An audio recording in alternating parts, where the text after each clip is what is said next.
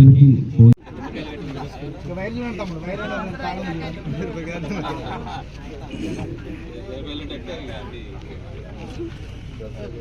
Okay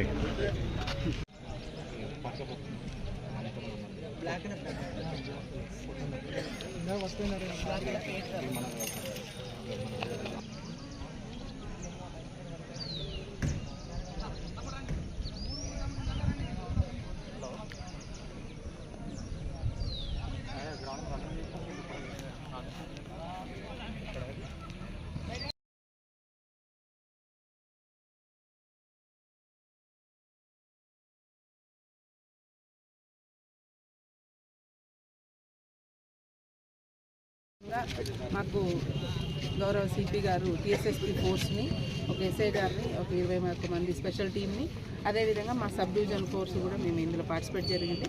మన CI గారు plus 4 ఎస్ఐలు, మైసెల్ఫ్, నేను మొత్తం కలిపితే మేము ఇంచుమించుగా ఒక 40 మంది సిబ్బందితోటి ఈ కార్యక్రమాన్ని జరపడం జరిగింది. మొత్తం 72 వెహికల్స్ని మేము సీజ్ చేయడం జరిగింది. దాంట్లో ఏమి కరెక్ట్ ఉన్నాయి, ఏవి లేవు అనే డాక్యుమెంట్ వెరిఫికేషన్ తర్వాత వితిన్ 1-2 అవర్స్లో అందరినీ వదిలేస్తాం. ఎవరికి కూడా ఈవెన్ ఫైన్ లేకపోతే వాళ్ళు ఫైన్ కట్టించేసి, నెంబర్ లేకపోతే నెంబర్ వేయించి, ఇక్కడి నుంచే నెంబర్ వేయించి వాళ్ళని నెంబర్ ప్లేట్ పెట్టించి వాళ్ళని పంపడం జరుగుతుంది. Thank you.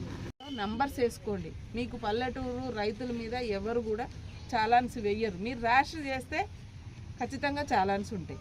ఇదేమో హైదరాబాద్ హైవే కాదు, మనం 100 పోము కదా.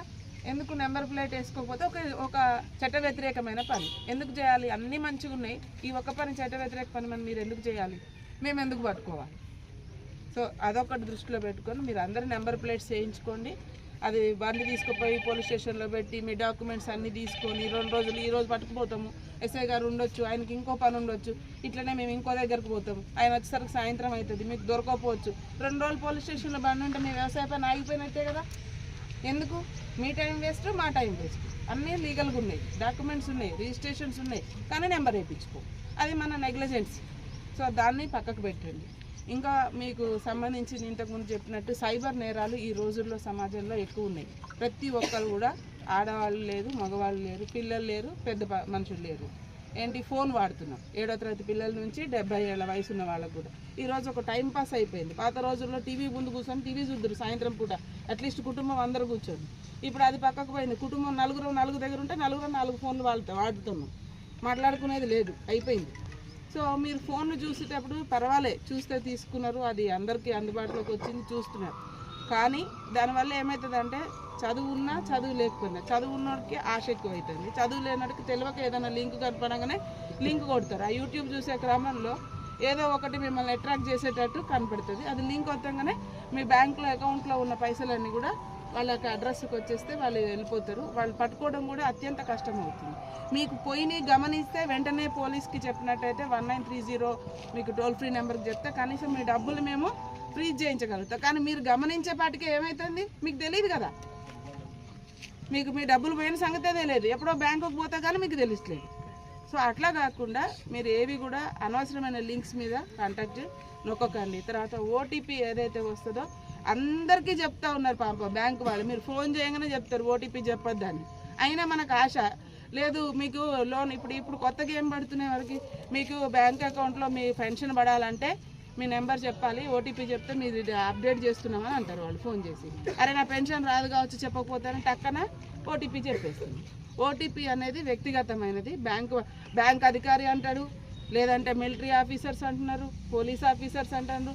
ఈ మధ్య ఇంకోటి ఏం చేస్తున్నారు, మీ పిల్లోడు కేసు అయింది ఇక్కడ, మీ పిల్లోడు ఎవరైనా హాస్టల్లో ఉన్నది తెలుసుకుంటారు, వాళ్ళకి అన్ని ఇన్ఫర్మేషన్ ఉంటాయి.